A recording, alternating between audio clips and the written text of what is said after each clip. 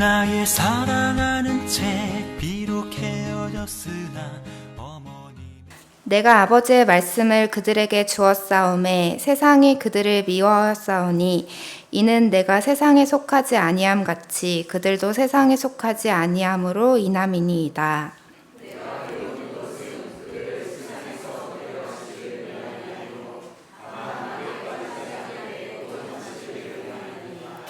내가 세상에 속하지 아니함 같이 그들도 세상에 속하지 아니하였사옵나이다.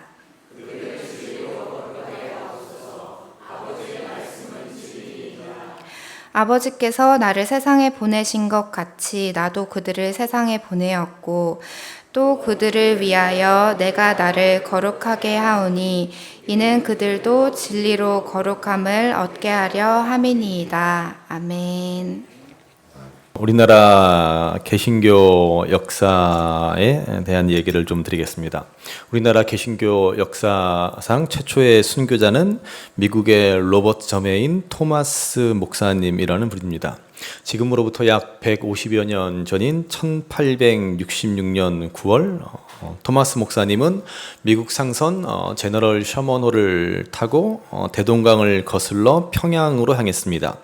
당시 우리나라 조선은 이를 침략행위로 간주하고 아무 무장도 하지 않은 상선인 제너럴 셔먼호를 불태워버립니다. 그리고 붙잡힌 다수의 미국인들과 토마스 목사님을 대동강변에서 참수형해 버립니다. 이때 토마스 목사님의 나이는 겨우 27살. 꽃다운 젊은 나이에 복음을 위해 조선 땅을 밟았다가 그 꽃을 피워보지도 못한 채 죽음을 당하고 맙니다.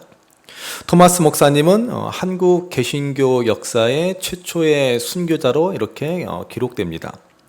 자, 그러나 토마스 목사님의 이야기는 여기서 끝나지 않습니다. 자, 처형 직전 토마스 목사님은 이 처형을 집행한 포교 박춘권이라는 사람에게 한문으로 된 성경책을 건네주며 꼭 읽어보라고 당부합니다. 포교 박춘권은 그 성경을 받아들고 집에 돌아가서는 호기심에 읽기 시작합니다. 그리고 성경을 읽는 중에 감동을 받습니다. 결국 예수님을 주로 고백하고 마침내 예수님을 믿기로 작정합니다. 훗날 이 박춘권이라는 분은 평양의 안주골 교회라는 교회의 장로님이 되십니다. 토마스 목사님의 순교에는 또 다른 열매가 맺어집니다. 토마스 목사님은 순교 직전에 박춘권뿐만 아니라 형 집행을 구경 온 사람들에게 자신이 가져온 성경책들을 다 던져줍니다. 그때 한 어린이가 그 성경을 집어들고 가서는 박영식이라는 분에게 건네줍니다. 당시 종이가 무척 귀한 시대였기 때문에 이 박영식이라는 분은 성경책을 한 장 한 장 다 뜯어서 자기 집에 도배지 대신 벽에 발라놓습니다. 어느 날 이영태라는 분이 이 집을 방문했다가 벽지 대신 발라져 있는 성경을 읽기 시작하다가 감동을 받습니다. 그리고 그는 그 자리에서 예수님을 믿기로 작정합니다. 훗날 이영태라는 분은 성경 번역위원회에 들어가 성경을 한글로 번역하는 데 많은 공헌을 세웁니다. 그리고 벽에 성경을 도배해 놓은 박영태라는 분의 집은 훗날 평양 최초의 교회인 널다리골 교회가 되었습니다. 다시 토마스 목사님이 순교한 지 13년이 지난 1879년 황해도에 사는 서상윤, 서경조 두 형제가 만주에서 맥킨타이어 선교사에게 세례를 받습니다. 그들은 세례를 받고 맥킨타이어 선교사를 도와 만주에서 성경을 번역하기 시작합니다.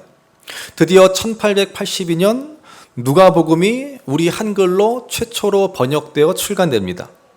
그리고 번역한 이 누가복음을 몰래 가지고 조선 땅으로 들어온 서상윤, 서경조 형제들은 사람들에게 전도를 하기 시작합니다.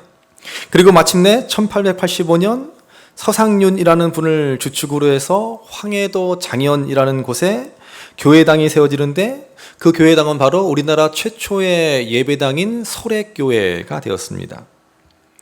자, 우리 한국 개신교사에 정말 빼놓을 수 없는 우리가 꼭 알고 있어야 할 너무나 중요한 이야기입니다. 오늘 제가 왜 이 이야기를 드리냐면 우리 한국 개신교의 역사는 세계의 역사에서 그 유래를 찾아볼 수 없는 아주 독특하고도 중요한 특징이 있다는 것입니다.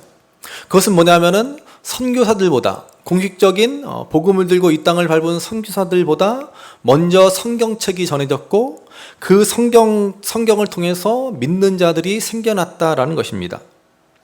통상적으로 복음이 다른 나라에 전파될 때는 먼저 선교사가 들어온 후에 그 나라 말로 성경이 번역되기 마련입니다. 그런데 우리나라는 놀랍게도 선교사가 들어오기 전에 먼저 성경이 들어왔고 그리고 이미 우리나라 한글로 성경이 번역되어 있는 상태였다라는 것입니다. 이미 많은 신자들과 교회들이 자발적으로 자생적으로 발생했다라는 것입니다. 그래서 우리나라 개신교 최초의 공식 선교사였던 언더우드와 아펜셀러 선교사님들이 우리나라에 처음 와서는 깜짝 놀란 것이 우리나라에는 이미 수많은 신자들과 교회들이 있었다라는 사실입니다. 이는 세계 선교의 유래를 찾아보기 힘든 일입니다. 이것은 우리 한국 교회의 그야말로 자랑스러운 역사라고도 말할 수 있습니다. 먼저 선교사보다 사람보다 말씀으로 시작하고 말씀으로 세워진 교회. 이것은 우리가 반드시 지켜나가야 할 소중한 신앙의 유산이고 교회가 진정 교회다워지는 길이다라고 말할 수 있을 것입니다. 그래서 우리 교회의 두 번째 비전이 바로 진리로 거룩해지는 교회입니다. 진리는 뭐예요? 진리는 다름 아닌 말씀이라고 말할 수 있습니다. 말씀으로 세워지는 교회를 우리가 이루어야 한다라는 것입니다. 진리인 하나님의 말씀이 바르게 선포되고 그리고 저와 여러분들이 그 말씀대로 바르게 살고자 애쓰는 교회가 되어야 한다라는 말입니다. 목사가 교회 안에서 중요한 이유는 바로 이 이유 때문입니다. 다른 이유가 없습니다. 하나님의 말씀을 선포하는 책임을 맡고 있기 때문에 목사는 중요한 것입니다. 제가 그래서 우리 교회 처음 지원할 때 이력서에다가 제 목회 비전을 강단을 깨우는 목회라고 그랬습니다. 한마디로 말씀을 바르게 전하는 목회를 하겠다. 그런 것인데 좀 거창하게 있어 보이려고 강단을 깨우는 목회 뭐 이렇게 거창하게 탁 해서 썼는데 그래서 제가 우리 교회 부임할 때 제 자신에 대해서 두 가지를 놓고 다짐하며 기도했습니다. 하나는 게으르지 않기를 기도했습니다. 목회자로서 하나님의 말씀을 읽고 묵상하고 연구하는 일에 절대로 게으르지 않겠다라고 하는 것이 저의 첫 번째 기도였습니다. 그런데 요즘에 많이 게을러진 것 같아서 제가 많이 반성하고 회개하고 있습니다. 자, 두 번째로는 절대로 제 개인의 이익을 추구하지 않겠다. 제 욕심을 따라 목회하지 않게 해달라는 기도였습니다. 여러분, 목사님들이라고 개인적인 욕심이나 야망이 없을 것 같습니까? 목사라고 돈 안 좋아할 것 같습니까? 세상에 돈 싫어하는 사람이 어디 있습니까? 목사님들도 마찬가지고요. 저도 돈 엄청 좋아합니다. 그래서 아예 욕심을 버리려고 저는 개인적인 봉투나 어떤 사례를 안 받는다고 공개적으로 공공연하게 밝히는 것입니다. 우리 교회에는 주보에다가도 써놨습니다. 어떤 분은 뭘 이런 걸까지 주보에 다 써놓느냐고 저한테 그러시는 분도 있는데 그래야만 제 다짐을 지킬 수 있기 때문에 그렇습니다. 무엇보다도 그래야만 제가 정말로 말씀을 바르게 전할 수 있습니다. 제가 욕심을 가지고 말씀을 전하게 되면 어떻게 되겠습니까? 어느새 저에게 좋은 대로, 저에게 이득이 되는 대로 말씀을 왜곡하기 시작합니다. 여러분, 오늘 한국교회의 문제가 바로 여기에서부터 시작되지 않습니까? 많은 목사님들이 말씀의 진짜 뜻은 선포하지 않고 그 말씀을 통해 주시고자 하는 하나님의 뜻은 외면한 채 목사님 본인들이 하고 싶은 얘기들, 본인들에게 유리한 얘기들, 본인들에게 이득이 되는 얘기를 하나님의 말씀이라며 강단에서 서슴지 않고 선포하는 데 있습니다. 그래서 우리 한국교회 목사님들이 제일 좋아하는 사람이 미국의 록펠러이지 않습니까? 록펠러의 어머니가 록펠러에게 강조한 10계명이 있습니다.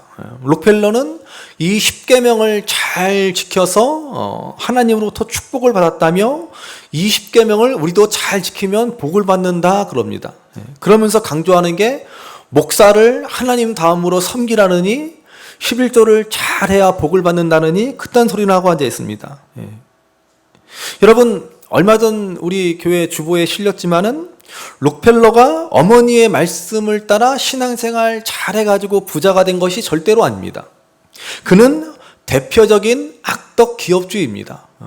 인정사정 가리지 않고 그는 오직 돈 버는데 현안이 된 사람이라고 말할 수 있습니다.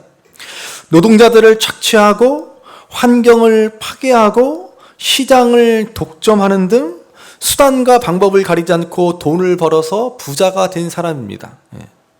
신앙생활 잘하고 목사 잘 섬기고 11조 열심히 해서 부자가 된 사람이 절대로 아닙니다. 여러분 혹시 인터넷이나 방송에서 다른 목사님의 설교를 혹시 들으실 경우에 록펠러 칭찬하고 록펠러 강조하시는 목사님이 있다면 그분 설교는 아예 듣지도 마십시오. 들을 필요도 없습니다.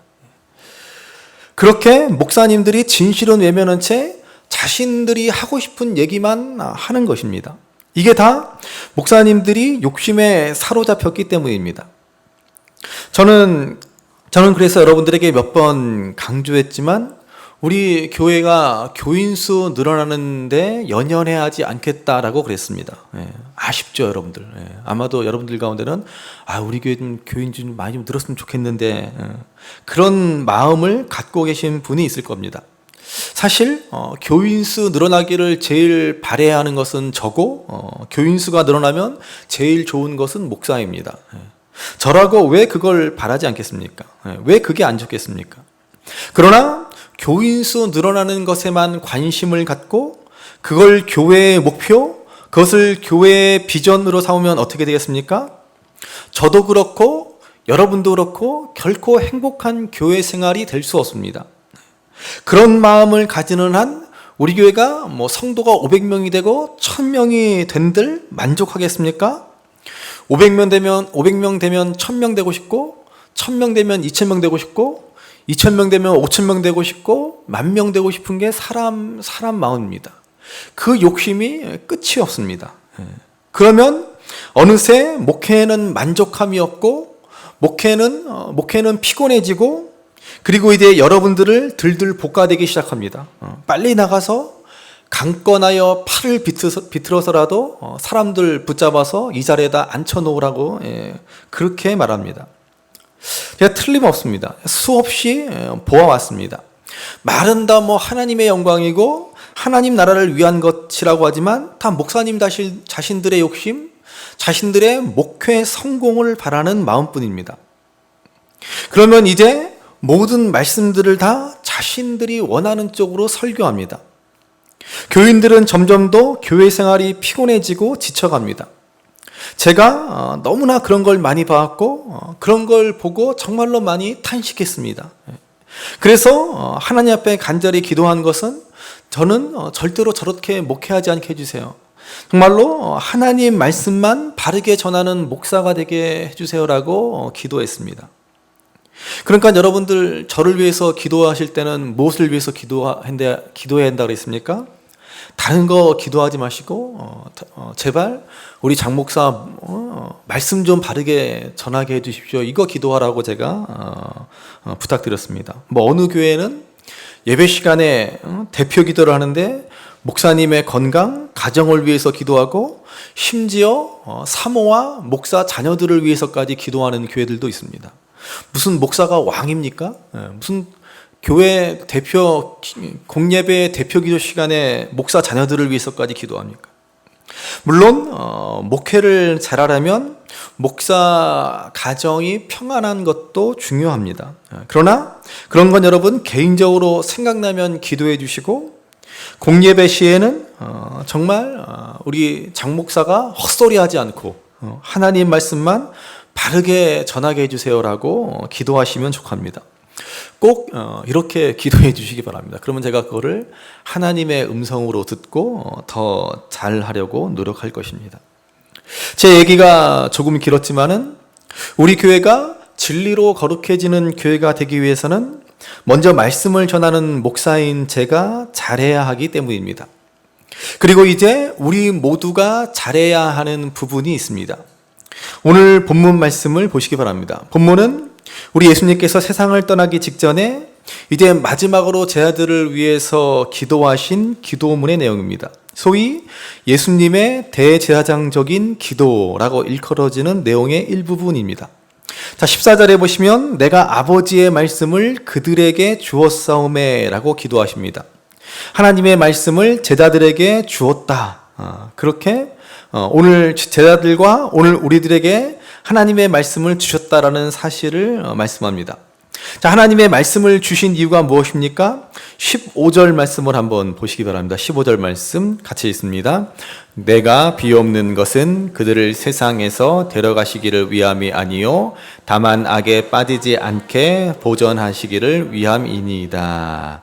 아멘. 자, 우리에게 말씀을 주신 이유가 무엇입니까?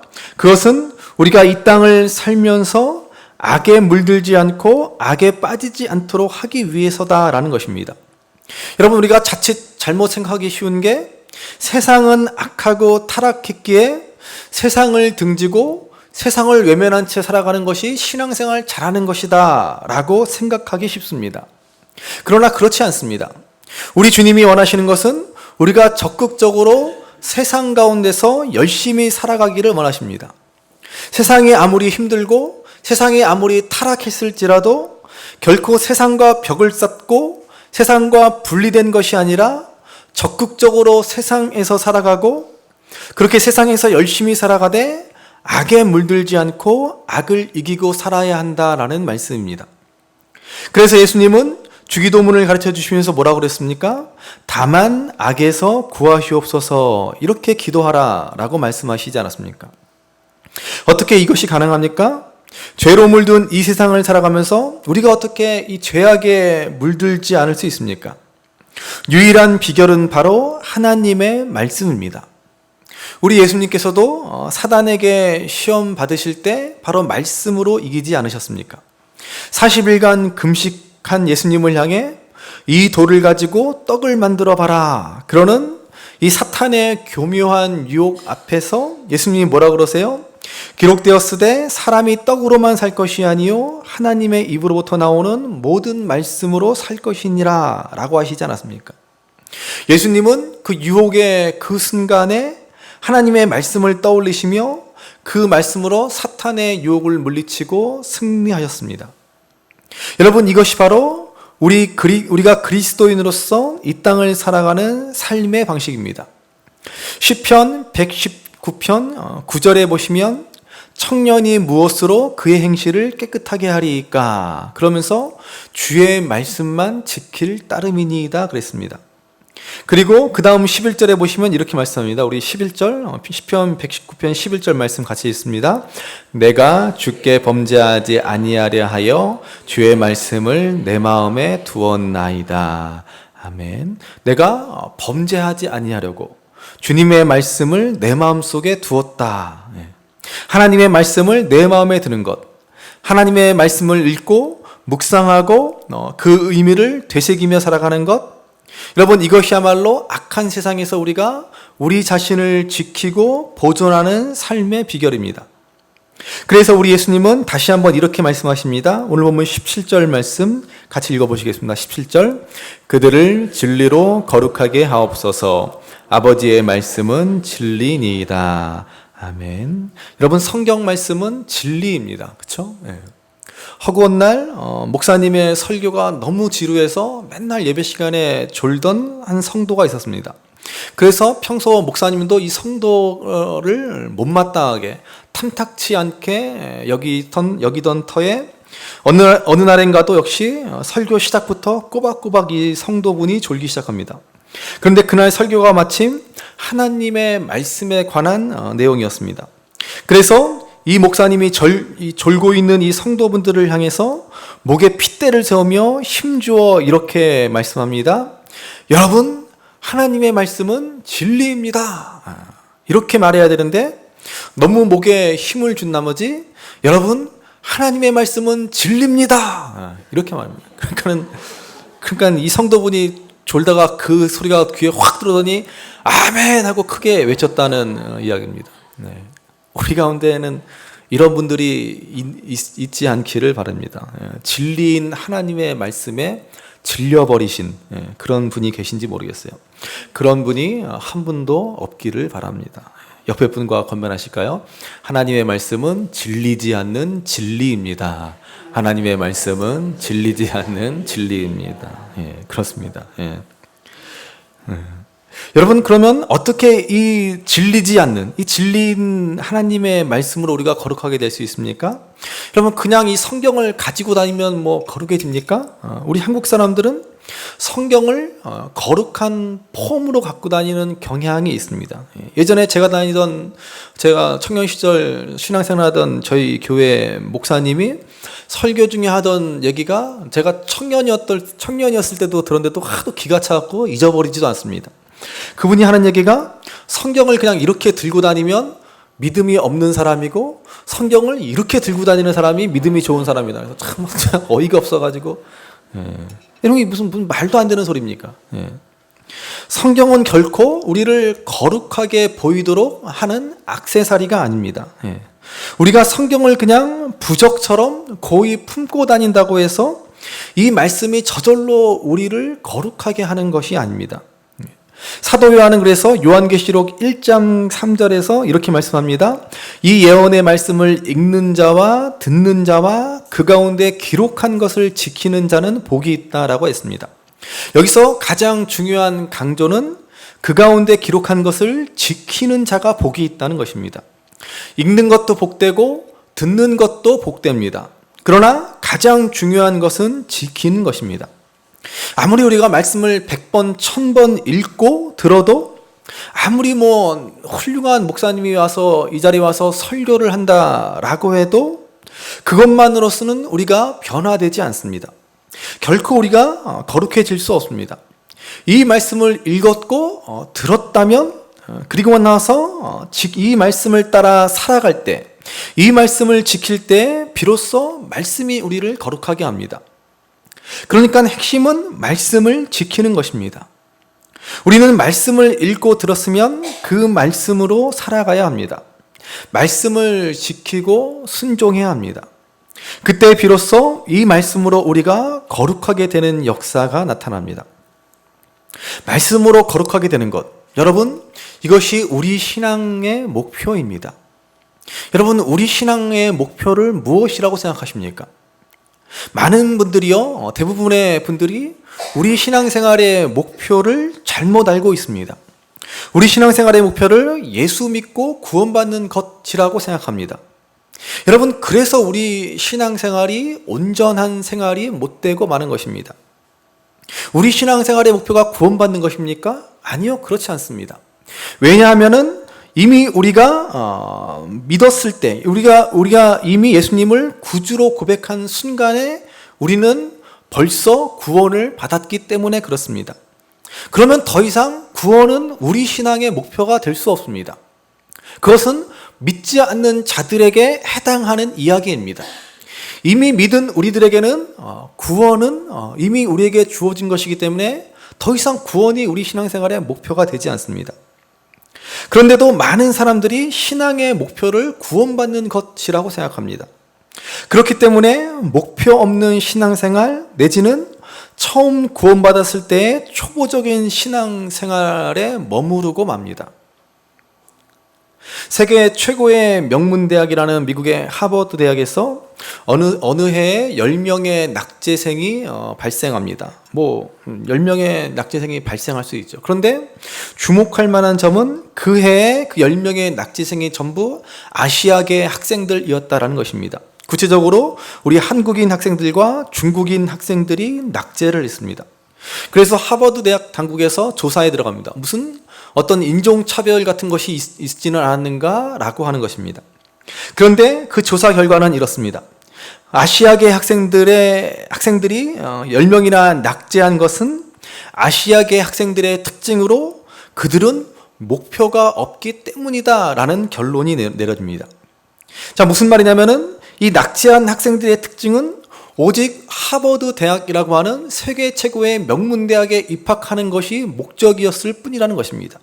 더 이상의 목표가 없습니다. 그러니까는 이미 하버드 대학에 입학이라는 목표를 달성했기 때문에 학업에 대한 진지한 열정이나 성취하고자 하는 노력 없이 방황하다가 결국 낙제생들이 되고 말았다라는 이야기입니다.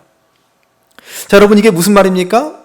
오늘 우리 신앙의 현주소를 정확하게 말해주는 이야기입니다. 우리 신앙의 목표가 구원받는 것이다 라고 한다면 우리 신앙은 더 이상 앞으로 나아가지 못합니다. 마치 하버드 입학한 것으로 다 이루었다 여기는 낙제생들처럼 처음 구원받은 믿음, 그 신앙 상태에 머무르는 어린 아이와 같은 초보적인 신앙에서 벗어나려고 하지 않는 것입니다. 여러분, 분명히 기억하시기 바랍니다. 우리 믿음의 목표는 구원이 아닙니다. 구원은 이미 이루어졌습니다. 그러면 우리 믿음의 목표는 무엇입니까? 바로 거룩입니다. 그것을 신학적으로 성화라고 하는 것입니다. 처음 구원받았을 때는 어린 아이와 같은 초보적인 믿음이지만 이제 신앙이 더욱 성숙해져서 주님을 점점 더 닮아가는 존재로 거룩해져 가는 것이 우리 신앙의 목표입니다. 이게 바로 사도 바울이 말한 온전한 구원을 이루어가는 것입니다. 여러분, 오늘날 우리 한국교회의 많은 사람들이 이 성화의 교리를 잘 몰라서 이단에 빠지고 실제적으로 이단과 다를 바 없는 생각을 가지고 신앙생활을 하고 있습니다. 요즘에는 신천지에 밀려났지만 우리나라의 대표적인 이단인 구원파이니 깊은 소식 선교의 박옥순이 또 예전에 세월호와 관련되었던 유병언이니 그들의 얘기가 뭐예요? 간단합니다. 사람이 예수 믿고 구원받았으면 그 즉시로 성화된다라는 것입니다. 거룩한 성도가 되었기에 더 이상 죄도 안 짓는다라고 그럽니다. 그러니 회개할 필요도 없고 더 이상 용서도 필요 없다라고 그들은 말합니다. 여러분, 이것은 말도 안 되는 이야기입니다. 아무리 예수님을 잘 믿어도 여전히 우리 안에 죄성이 남아 있습니다. 우리가 이 육신을 가지고 살아가는 한 이 죄성은 사라지지 않습니다. 그래서 사도 바울조차도 오라 나는 곤고한 자로다, 나는 죄인 중에 괴수다, 이렇게 탄식하지 않았습니까? 우리가 아무리 예수님 잘 믿는다라고 해도 이 죄성은 결코 우리에게서 사라지지 않는다는 것입니다. 그러므로 우리가 예수님 믿고 구원받았다라고 한다면 그것으로 끝이 아닙니다. 이제 우리에게는 한 가지 중요한 목표, 중요한 사명이 생기는데 그것은 바로 하나님이 거룩하신 것처럼 우리도 그 하나님의 거룩하심을 닮아가야 한다라는 것입니다. 이게 바로 우리가 늘 입버릇처럼 말하는 하나님의 영광을 구하는 것입니다. 하나님의 영광을 구하는 것이 무슨 큰 일을 하고 대단한 헌신을 하고 그런 것이 아닙니다. 우리가 하나님께 영광을 돌리는 삶을 사는 것은 바로 우리 예수님을 닮은 거룩한 삶, 거룩한 존재가 되어지는 것입니다. 그러므로 우리 인생의 목표는 여러분 다름 아닌 거룩에 있습니다. 세상에서 성공하고 출세하고 부자로 사는 것이 우리 인생의 목표가 될 수 없습니다. 내가 하나님 앞에서 이런 일을 하겠다, 저런 일을 하겠다 하는 것도 아닙니다. 세상에서의 성공도 좋고 하나님 앞에서 큰 일을 하는 것도 좋지만 우리 인생의 첫 번째 목표는 거룩입니다. 여러분, 거룩을 우리 삶의 가장 중요한 목적으로 삼는 저와 여러분들이 되시기를 간절히 바랍니다. 우리 교회의 목표도 마찬가지로 거룩입니다. 큰 건물을 짓고 성도 수가 늘어나고 다른 교회나 세상에 보란 듯 내놓을 만한 그런 자랑거리가 넘쳐나고 그런 것이 아니라 우리 교회의 목표는 거룩입니다. 예수님 닮은 교회, 예수님을 닮은 성도가 많아지는 것. 그래서 그 신앙이 깊어지고 넓어지고 밝고 따뜻해지는 신앙인이 되고 그런 공동체가 되는 것이 바로 우리 교회의 목표입니다. 어떻게 해야 됩니까? 이제 말씀을 우리가 열심히 읽고 이제 그 말씀대로 살도록 힘써야 합니다. 그런데 여러분, 여전히 말씀은 읽지 않고 그저 덮어놓고 믿기만 한다. 여러분 제발 덮어놓고 신앙생활하지 말라고 말씀드렸습니다. 그저 맹목적이고 초보적인 신앙생활을 하지 마십시오. 어떻게 해야 합니까? 덮어놓고 신앙생활하지 마시고 말씀을 펴시고 말씀을 읽고 실천해야 합니다. 옆에 분과 권면하실까요? 덮어놓고 신앙생활하지 맙시다. 덮어놓고 신앙생활하지 맙시다. 말씀을 읽으셔야 됩니다. 말씀을 펴십시오. 여러분 이런 비전, 이런 소망 있는 교회가 되어야 합니다. 진리로 거룩하게 되는 교회, 말씀으로 성숙해지는 교회가 되어야 합니다.